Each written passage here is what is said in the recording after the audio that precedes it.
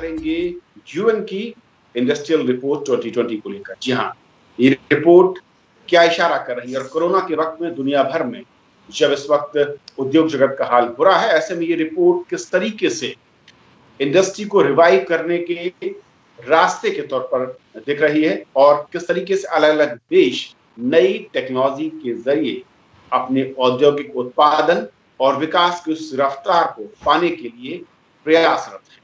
और खास तौर पर ये रिपोर्ट ये खास तौर पर कहती है कि नई तकनीक के सहारे उद्योग जगत ने कोरोना के संकट के बीच में वापसी की है और जिसकी रफ्तार भी खासी अहम दिख रही है। तो भारत के संदर्भ में समझेंगे कि हमने किस तरीके से इस रास्ते के जरिए जो हमारे गोल्स थे उनकी तरफ हम बढ़ रहे हैं। उद्योग जगत कैसे नई तकनीक के सहारे आगे बढ़ना चाहता है, क्या एनवायरमेंट है और क्या कुछ उसे और सहूलियत की दरकार है। और इसे समझेंगे अपने 3 बेहद खास मेहमानों के साथ। हमारे साथ मौजूद हैं दिलीप चुनार साहब हैं, सेक्रेटरी जनरल फिक्की से। सर बहुत बहुत स्वागत है आपका। हमारे साथ आनंद सिंह बहल हैं, सीनियर इकोनॉमिक एडवाइजर हैं, GPIT ministry of commerce industry government of India से। सर बहुत बहुत स्वागत है आपका। और हमारे साथ तीसरे बेहद खास मेहमान हैं शिशिर सिन्हा, जो कि सीनियर डिप्टी एडिटर हैं the Hindu business line. Sir बहुत बहुत स्वागत है आपका। नमस्कार। शुरुआत में आनंद सर आपसे करना चाहूंगा कि अगर इस रिपोर्ट को देखें तो हालांकि कोरोना जब से शुरुआत हुई दुनिया भर में उद्योग जगत संकट में है और मैं कहूं कि पटरी से उतरता दिखा उत्पादन और इसके बाद कंजम्पशन के लेवल पर भी काफी ज्यादा मांग में कमी दिखी। लेकिन ये रिपोर्ट बहुत अहम इस नजरिए से मैं देखता हूं और मैं आपकी राय जानना चाहूंगा कि किस तरीके से इस संकट के दौर में उद्योग जगत ने प्रोडक्शन को लेकर नई तकनीक के सहारे वापस पटरी पर दौड़ने का मादा दिखाया है और उसकी तरफ कदम बढ़ाए। नमस्कार। ये इंडस्ट्री 4.0 काफ़ी दिनों से ये मुद्दा हमारे समक्ष है और इस पे काफ़ी काम हो रहा है। और यूनाइटेड नेशंस की ये जो 2020 की रिपोर्ट है, ये बहुत ही कठिन समय पे आई है, बट बहुत ही इन अ वे अच्छे समय पे भी आई है, हमें ये बताते हुए कि ये नई टेक्नोलॉजीज़ को हम आपस अपने में एब्जॉर्व करें और कैसे आगे बढ़ें। इसमें तो दो राय है नहीं कि इस समय कोरोना के कारण औद्योगिक विकास काफ़ी कम हुआ है, पूरे देश का जीडीपी भी कम हो रहा है। बट इस कठिन समय में हमें बिल्कुल बेसिक बात कभी भी नहीं भूलनी है कि भारत आगे तभी बढ़ेगा जब वो लेटेस्ट टेक्नोलॉजीज़ को अपनाएगा और उनको लेकर के फिर आगे बढ़ेगा। और ये भी हमारा मानना है कि ये गलत धारणा है कि ये नई टेक्नोलॉजीज आएंगी उसके कारण एम्प्लॉयमेंट हमारा कम होगा। ये भी एक गलत धारणा है। हमें पूर्ण विश्वास है कि ये जो लेटेस्ट टेक्नोलॉजीज हैं इंडस्ट्री 4.0 में, internet of things, additive manufacturing, इन सब में थोड़ा बहुत तो डिस्टर्बेंस होगा सिस्टम में, बट आगे चल के ओवरऑल हमारी एम्प्लॉयमेंट बढ़ेगी, जिसके कारण देश का जो टर्म हम यूज़ करते हैं इंक्लूसिव और सस्टेनेबल ग्रोथ होगा। तो हम इस रिपोर्ट से काफ़ी सहमत हैं और हम बिल्कुल विश्वास करते हैं इस भारत में कि ये लेटेस्ट टेक्नोलॉजीज़ इंडस्ट्री 4.0 में जिनकी बात होती है उनको हम अपने साथ लेकर के चलेंगे तो भारत का इंक्लूसिव एंड सस्टेनेबल ग्रोथ होगा। ओके शिशिर जी, जिस तरीके से इस रिपोर्ट में क्योंकि अलग अलग सेक्टर अलग अलग तकनीक की बात भी की गई है, लेकिन जो महत्वपूर्ण है कि नई तकनीक के जरिए किस तरीके से जो प्रोड्यूसर्स हैं, मैन्युफैक्चरर्स हैं, उस सेक्टर में भी उन्होंने एक बहुत की रोल उनका नजर आया है इस कोविड काल में, और कैसे वो सस्टेनेबल जब इंडस्ट्रियल डेवलपमेंट की बात होती है उसका रोल ज्यादा महत्वपूर्ण इस पूरे के पूरे संकट के दौर में और ज्यादा गंभीर या और ज्यादा मजबूती के साथ में उभर कर सामने आता नजर आया। देखिए, मैं आनंद सर की बात को आगे बढ़ाऊंगा। उन्होंने कहा कि जब नई तकनीक आती है तो हमेशा ये आशंका होती है कि रोजगार के कई मौके कम ना हो जाए या काफी ज्यादा कमी ना हो जाए। लेकिन दूसरी तरफ हमें ये याद रखना चाहिए कि हमारे देश में जब कंप्यूटर आया था तो मुझे याद है कि उस समय में सबसे ज्यादा शोर इसी बात का था कि इतनी बड़ी देश, इतना बड़ा देश, इतने ज्यादा श्रम शक्ति, क्या होगा, उस पर असर पड़ेगा। ये अलग बात है कि उसका असर बहुत ज्यादा नहीं दिखा। देखिए, रोजगार के मौके कम ज्यादा होने बहुत उसके कई और कारण होते हैं। सिर्फ तकनीक की वजह से रोजगार के ऊपर हम ध्यान दें और तकनीक को हम नजरअंदाज कर दें, वो सही नहीं होता है।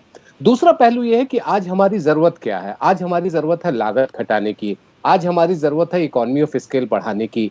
इन दो चीजों में हमारी तकनीक कैसे मदद कर सकती है? आप देखिए, हम लोग बार बार चीन का जिक्र करते हैं, उद्योग की जब भी बात आती है, आर्थिक व्यवस्था की जब भी बात आती है, तो हमारे सामने एक जो बैरोमीटर होता है वो होता है चीन की। चीन में क्या हो रहा है? चीन के साथ सबसे बड़ा प्लस पॉइंट क्या है? उनका इकोनॉमी ऑफ स्केल बहुत हाई है, और उसका रिजल्ट ये होता है कि उनका जो प्राइस लेवल है वो नीचे आ जाता है, और वो आसानी से आपका मार्केट, बिल्कुल जिसको कहते हैं ना, डोमिनेट कर लेते हैं। हम नहीं कर पाते हैं। हमारी स्थिति है कि हमारा क्वालिटी जो भी हो, लेकिन हम उस इकोनॉमी ऑफ स्केल में नहीं जा पाते हैं, जिसकी वजह से मार्केट डोमिनेंस जो हमारे अंदर चाहिए वो हमारे अंदर कमी रह जाती है। क्या तकनीक हमें इस मामले में मदद कर सकती है? क्या तकनीक हमें वो रास्ता बता सकती है कि जो एक बैरियर बन गया है, आज हम जब कोविड के संक्रमण से गुजर रहे हैं तो एक बैरियर बन गया है, दो लोग आपस में मिलकर के काम नहीं कर पा रहे हैं, वो कैसे काम करें? वो जो बीच की कड़ी है वो कैसे जोड़ी जाए? मुझे लगता है कि इन सब चीजों को अगर तकनीक के नजरिए से देखा जाए तो वो तकनीक आपके लिए काफी फायदेमंद होगी। केवल हम तकनीक और रोजगार पे बहस करते रहें तो मुझे लगता है कि कहीं ना कहीं विकास पीछे रह जाएगा, औद्योगिक व्यवस्था पीछे रह जाएगी, और हम एक राजनीतिक विवेचना में पड़ जाएंगे कि आज हमारे लिए रोजगार जरूरी है या तकनीक जरूरी है। दिलीप साहब, क्योंकि एक वाकई बहुत पुरानी बहस है, जैसे कि शिशिर जी ने कहा कि जब कंप्यूटर की शुरुआत देश में हुई और जब उसका आगमन हुआ तो एक बड़ी बहस हुई कि कंप्यूटर 10 से 20 आदमियों का काम करेगा और इसमें लोग बेरोजगार होंगे। लेकिन यूएन की इस रिपोर्ट में बहुत महत्वपूर्ण पॉइंट ये इस पर फोकस किया गया है कि किस तरीके से टेक्नोलॉजी ने न सिर्फ जॉब क्रिएशन बढ़ाया है बल्कि प्रोडक्शन को बढ़ाया है। और जब हम कोरोना के टाइम में देखते हैं तो इसने कई गुना ज्यादा बेनिफिशियरी न सिर्फ प्रोड्यूसर्स के लिए है, कंज्यूमर के लिए है, बल्कि जॉब होल्डिंग या जॉब सीकर्स के लिए भी है। बिल्कुल कविन जी, जैसे आनंद जी ने और शिशिर जी ने कहा था, ये रिपोर्ट ये सही समय पे आया है, क्योंकि डिजिटल अडॉप्शन जो है, और ये एक लाइटर वे में कह रहा हूँ लेकिन बड़ी सीरियस बात है, सीईओज ने या चीफ टेक्नोलॉजी ऑफिसर ने या चीफ इंफॉर्मेशन ऑफिसर ने इस टाइम टेक्नोलॉजी या डिजिटाइजेशन या यूज और एडवांस टेक्नोलॉजी को ड्राइव नहीं किया है। इसका कारण एक ही है, वो कोविड। जो कोविड के पैंडेमिक में जो एक्सेलरेशन आई है नई टेक्नोलॉजी यूज करने के लिए, डिजिटल टेक्नोलॉजी यूज करने के लिए, और इसका एक बिल्कुल सामने आता है कि इस टेक्नोलॉजी को यूज करके जो जॉब्स अभी सस्टेन किए जा रहे हैं, अगर हम टेक्नोलॉजी नहीं यूज करते तो ग्रेटर जॉब लॉस होता है इस ही दौरान। आगे जा करके रिपोर्ट ने बिल्कुल एक तरीके से दिया है, जैसे उस टाइम कंप्यूटर्स जब आएगा तो बैंकिंग सेक्टर में काफ़ी हंगामा हुआ था और स्ट्राइक्स भी हुए थे।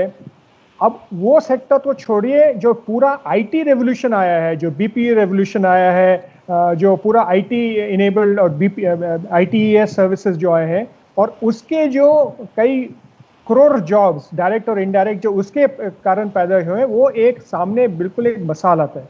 और ये रिपोर्ट ने कहा है कि डिजिटल टेक्नोलॉजी और ये जो नए एडवांस्ड डिजिटल टेक्नोलॉजीज जो है, वो अडॉप्ट करने से दो चीज़ें होंगे, एक नए प्रोडक्ट्स बनेंगे और दूसरा प्रोडक्टिविटी बढ़ेगी, और जैसे शिशिर जी ने कॉम्पिटिटिवनेस भी बढ़ेगी।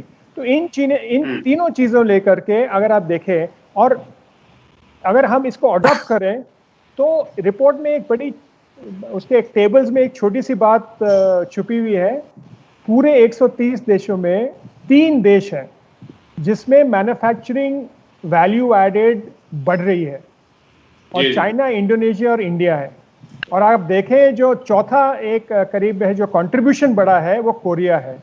तो एक तरीके से इस रिपोर्ट में साफ जाहिर आता है कि इंडिया जैसे देश में भी अगर हम सेंसिबली टेक्नोलॉजी यूज करें तो जॉब्स बढ़ेंगे और एम्प्लॉयमेंट बढ़ेगी और नए प्रोडक्ट्स का होगा, स्केल बढ़ेगा जैसे शिशिर जी ने कहा था, और एक्सपोर्ट मार्केट्स में भी उसका एक डायरेक्ट कोरिलेशन है रिपोर्ट में। जो जिन्होंने टेक्नोलॉजी अडॉप्ट की है वो एक्सपोर्ट्स में भी काफ़ी अच्छा कर रहे हैं।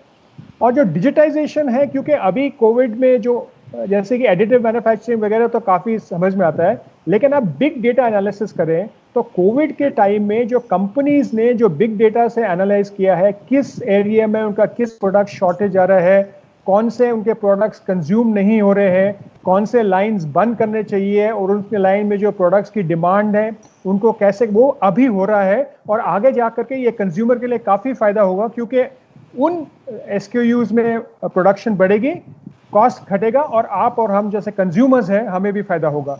तो ये एक विन विन सिचुएशन है, ये विन लूज सिचुएशन नहीं है। और आनंद सर, क्योंकि ये बहुत महत्वपूर्ण है जिसका जिक्र किया चिराग साहब ने, कि उसमें जो टेबल है उसमें 3 कंट्रियों का नाम है, एक चौथे कंट्री पर कोरिया की बात करते हैं, लेकिन अगर इन्हीं तीनों देशों में देखें तो किस तरीके से ये जो न्यू प्रोडक्ट और जो मैं कहूँ कि लीड कर रहे हैं इमरजेंस ऑफ न्यू इंडस्ट्री के लिहाज से, क्योंकि टेक्नोलॉजी ने नई इंडस्ट्री को भी जन्म दिया है, नए तरीके के सेक्टर्स को उसका जन्म हो रहा है। और उस अगर परिप्रेक्ष्य में देखें आज के माहौल में, तो हम कितने तैयार या कितने आगे बढ़ते हुए नजर आ रहे हैं।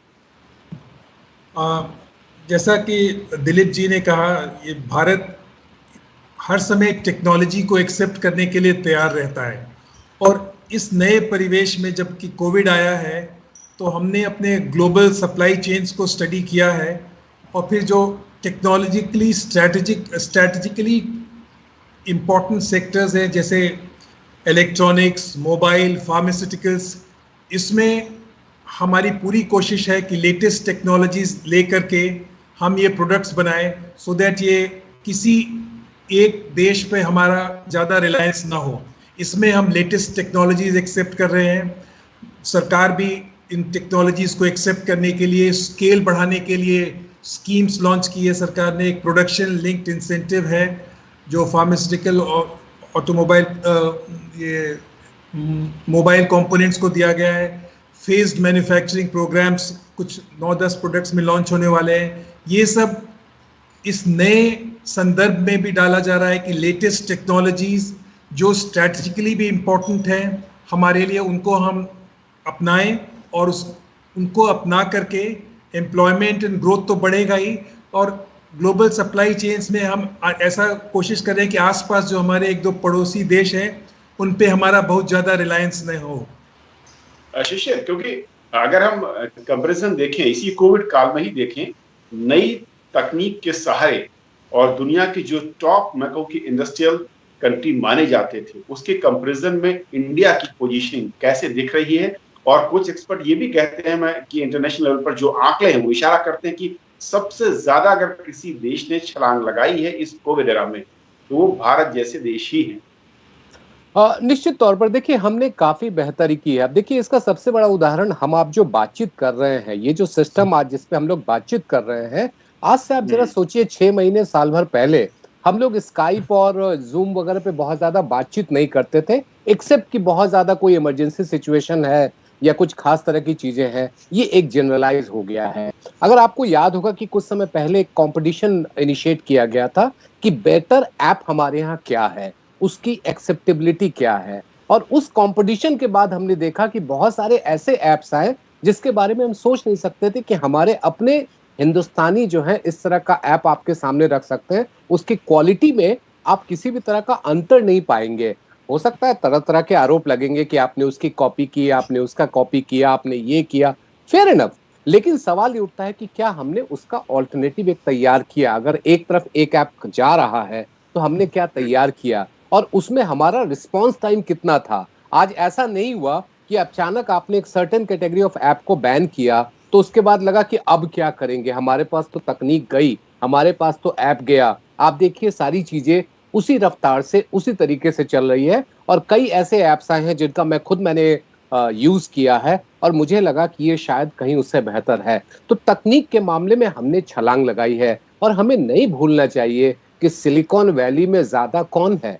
हिंदुस्तानी है। आज अगर आप माइक्रोसॉफ्ट की बात करेंगे, अगर आप गूगल की बात करेंगे, उसके टॉप कौन है? हिंदुस्तानी। यानी कि इंडियन ब्रेन्स अगर ग्लोबल आईटी सेक्टर को चला सकता है तो हिंदुस्तान में क्यों नहीं चला सकता है? उसके लिए संभावना है, प्रोत्साहन देने की जरूरत है, उसके लिए मदद देने की जरूरत है। और मुझे विश्वास है कि सरकार की वजह से एक जैसे मैंने ऐप कंपटीशन की बात की, इसी तरीके के कुछ और इंसेंटिव्स की बात अगर होगी तो निश्चित तौर पर आईटी आपके लिए एक और अलग एवेन्यू खोलेगा। अब तक जो हमने किया है सो किया है, अब और अलग एवेन्यू खुलेगा। जैसे कहते हैं ना कि आपके पास विपदा आती है तो विकास के अवसर भी बनते हैं, ये एक अवसर बना है, जरूरत है कि इसे हम कैच करें और इसको हम यूटिलाइज करें। दिलीप सर, क्योंकि इंडस्ट्री की एक अलग कंडीशन और मैं कहूँ कि जो एनवायरनमेंट है और जो हालात हैं उसके हिसाब से उनकी डिमांड बदलती है, उसको जो एनवायरनमेंट चाहिए होता है। कोविड के पहले का जो एनवायरनमेंट था और कोविड के बाद का जो एनवायरनमेंट इस वक्त नजर आ रहा है अभी कोविड काल में, किस तरीके से एनवायरनमेंट बदला और क्या उसके लिहाज से उसे वो एटमॉस्फेयर, वो टेक्नोलॉजी या फिर दूसरे साधन इस वक्त मिल रहे हैं, या कुछ और आपको लगता है कि इस वक्त जरूरत है जिसके जरिए हम ज्यादा ऊंची छलांग लगा सकते हैं? कविन जी, एक तो ये कोविड के टाइम, और मैं ये नहीं कर रहा क्योंकि आनंद सिंह जी यहाँ पे हमारे साथ है, लेकिन जो इस पिछले कई महीनों में जो गवर्नमेंट और इंडस्ट्री और इंक्लूडिंग ट्रेड यूनियंस के साथ जो डिस्कशन और कोलैबोरेटिव एफर्ट हुआ है और सेंटर और स्टेट गवर्नमेंट में, वो पहले मैं जब तक इस सेक्टर में था इंडस्ट्री एसोसिएशन से, और मेरे को करीब 35 साल हो गए हैं इस सेक्टर में, मैंने कभी नहीं देखा। एक दूसरा जो था, जो भी इंडस्ट्री अगर कोई मांग थी, अगर वो जायज़ है तो स्पीड ऑफ एक्शन बहुत ही तेज था। तीसरा, एक कहीं से एक ऐसे होता है कि सिविल सर्वेंट से जो काम नहीं करते हैं, ठीक है, वो इनका ये एक तरीके से परसेप्शन है, लेकिन इस दौरान जो असली कोरोना वॉरियर्स हैं, हम डॉक्टर्स को रिकग्नाइज करते हैं, लेकिन जो पूरे ताल्लुक से एसडीएम और लोकल और सेंटर तक जितने भी सिविल सर्विस गवर्नमेंट में, उन्होंने जो इतना मेहनत की है जो इकोनॉमी में करने के लिए, एक बहुत ही इम्पॉर्टेंट रीजन है, क्योंकि इकोनॉमी में रिकवरी देख रहे हैं। अगर आप रिपोर्ट में ही देखें, क्योंकि हम रिपोर्ट का जिक्र कर रहे हैं, रिपोर्ट में वैसे 46 बार इंडिया मेंशन होता है, उसमें 5 बार अगर आप देखें तो उन्होंने गवर्नमेंट की प्रशंसा की है। एक तो मेक इन इंडिया के बारे में, दूसरा जो डिपार्टमेंट ऑफ हेवी इंडस्ट्री का एक समर्थ प्रोग्राम है, जिसमें उन्होंने 4 सेंटर पूना, बेंगलोर और दिल्ली में वो जो सेंटर्स क्रिएट किए हैं, जो एडेप्टिव टेक्नोलॉजी को यूज़ करने में इंडस्ट्री के साथ कोलैबोरेशन है और पीपीपी मॉडल में है।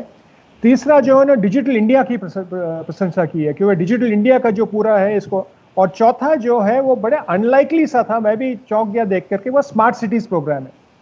और क्योंकि वो एसडीजी से लिंक कर रहे हैं ये पूरा रिपोर्ट, वो कहते हैं कि अगर ये जो है ये बहुत ही अच्छा होगा। और उन्होंने जो रिकमेंडेशन जो कहा था, क्योंकि आप पूछ रहे आगे क्या हो सकता है, एक तो उन्होंने कहा था आप सक्सेसेस शोकेस कीजिएगा। एक इंडियन कंपनी ऑटोमोटिव सेक्टर में केस स्टडीज में उसको आगे बताया है, और वहाँ पे जो अलग अलग सेक्टर्स के कंपनीज है, अगर इंडियन कंपनीज उन कंपनियों से कुछ सबक सीखे और उनको अप्लाई करें तो आगे बढ़ सकता है। दूसरा उन्होंने कहा था कि डायग्नोस्टिक टूल किट और टेलर मेड ब्लूप्रिंट एक बनाइएगा, जो अभी मैं कहना नहीं चाहता हूँ, लेकिन किसी डिपार्टमेंट में अभी उसको अनाउंस करने जा रही है, तो वो नहीं करना। और तीसरा जो था, उन्होंने कहा था कोलैबोरेशन और क्रॉस फर्टिलाइजेशन ऑफ आइडियाज, उसमें भी ब्रिक्स का जिक्र किया गया, ब्रिक्स का आईसीटी फोरम का जिक्र किया गया। मैं उस फोरम का मेंबर हूँ, तो मुझे पता है उसमें हम कैसे कर रहे हैं। और चौथा उन्होंने कहा था पार्टनरशिप्स डाइवर्सिफाई करें। तो अगर हम ये 4 रिकमेंडेशंस लें और इंडिया में इसको इम्प्लीमेंट करें, तो आगे बहुत ही एक अच्छे तरीके से बढ़ सकते हैं। और इसका जो नए जो कहते हैं 4IR, फोर्थ इंडस्ट्रियल रेवोल्यूशन, और जो 7 और 8 टेक्नोलॉजीज का, उसका देश को फायदा होगा, लेकिन आम जनता को भी फायदा होगा, और कस्टमर्स के लिए भी काफी फायदा होगा। और आनंद सर, जो जिसका जिक्र किया दिलीप साहब ने, मैं उस पर आना चाह रहा था कि उन्होंने जिक्र किया है, तो मैं चाहूंगा इसका थोड़ा सा जवाब आपसे, कि स्मार्ट सिटी को लेकर मैं समझना चाह रहा था, क्योंकि कुछ चीजें ऐसी जो कोविड काल में हमने देखा कि जहां पर डेवलपमेंट या फिर जिसकी रफ्तार अलग अलग वजहों से वहां पर रुकी हुई है, लेकिन उसका जिक्र भी इस रिपोर्ट में है, यानी कि वो की फैक्टर के तौर पर नजर आ रहे हैं यूएन की रिपोर्ट में। किस तरीके का चैलेंज दिख रहा है कोविड के इस काल में उन सेक्टर या उन स्कीम्स को आगे बढ़ाने को लेकर सरकार के साथ? स्मार्ट सिटीज़ तो बहुत ही इम्पोर्टेंट स्कीम रही है सरकार की। And definition of smart cities है कि use of information technology to increase productivity in the शहर एंड टू प्रोवाइड अच्छी गुड्स एंड सर्विसेज अपने नागरिकों को। तो स्मार्ट सिटीज़ तो in a way latest technologies including information technology को वो अपनाती है और उनको अपनाते हुए आम नागरिक को अच्छे गुड्स एंड सर्विसेज प्रोवाइड करती है। तो ये तो पिछले 5-6 साल से स्मार्ट सिटीज़ चल रही थी और इस दौरान उसका अच्छा फल भी हमें देखने को मिला है। कई सारी सर्विसेज अब ऑनलाइन प्रोवाइड की जाती हैं, लोगों को हर जगह जाके सरकारी ऑफिस में खटखटाने नहीं पड़ते हैं, चीज़ें लाइसेंस परमिशन काफ़ी चीज़ आपको ऑनलाइन मिल जाती है। तो इंडिया ने बहुत ही अच्छे तरीके से ये आईटी टेक्नोलॉजी अपनाया है।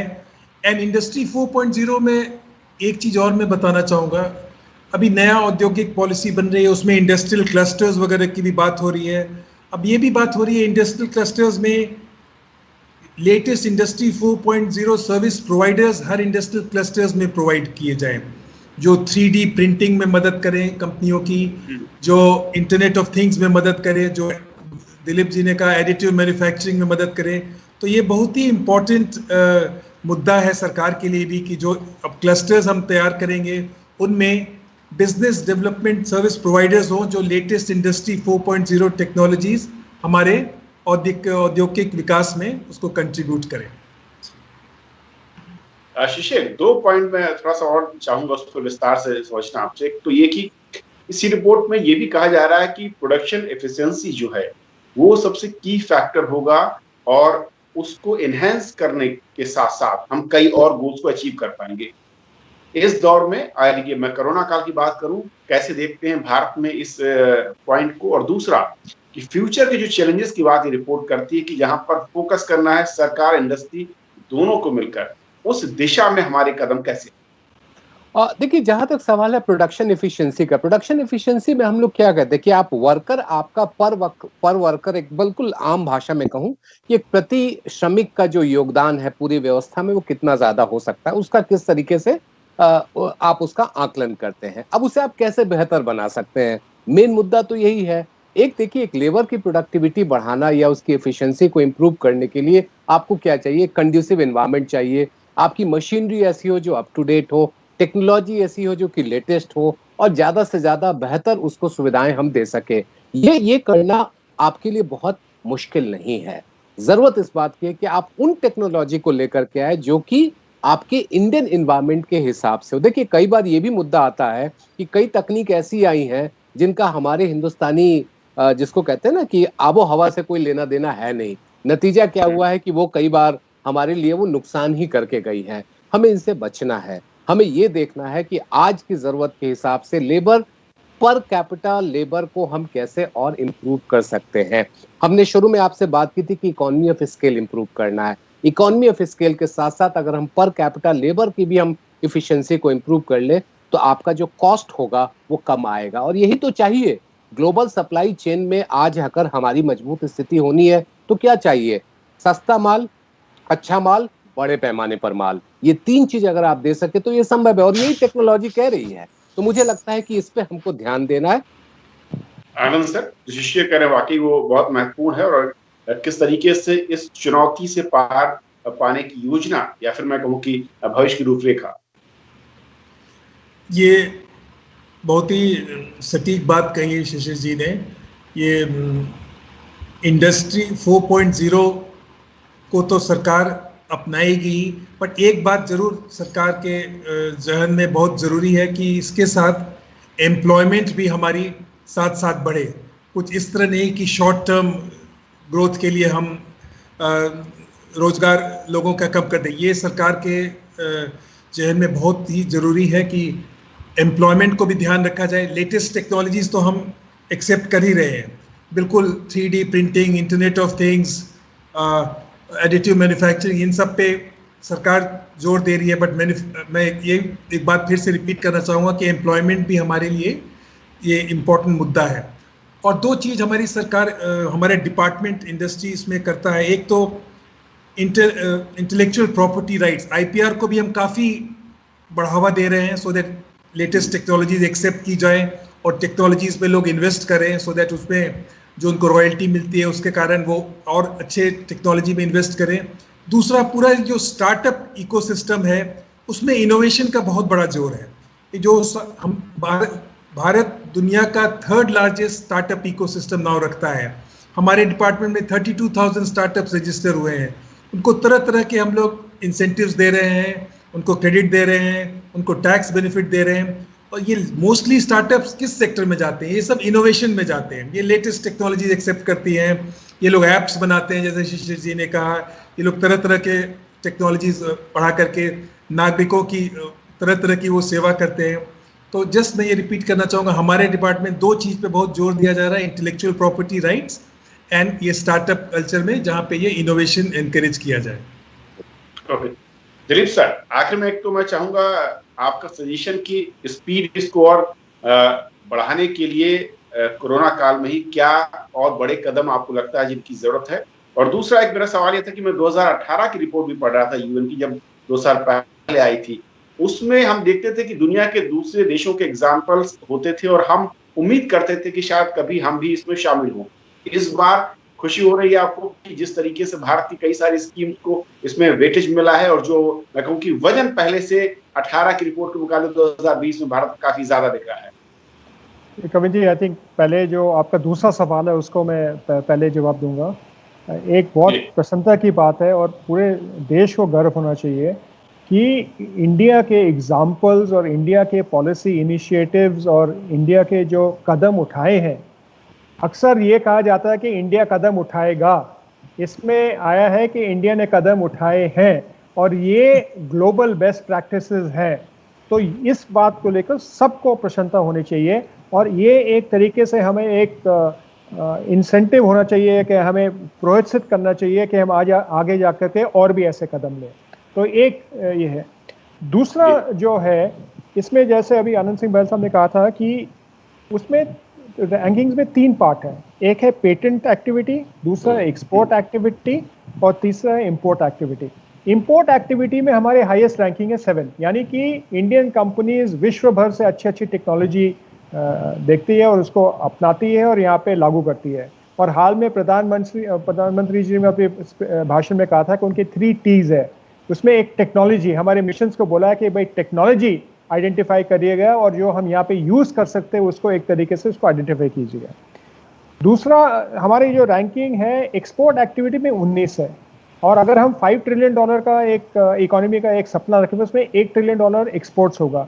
तो हम अगर उस पर फोकस करेंगे और एक्सपोर्ट्स के में क्या बाधा आ रहे हैं और क्या क्या करना चाहिए, तो हमारी रैंकिंग और भी ऊपर जाएगी।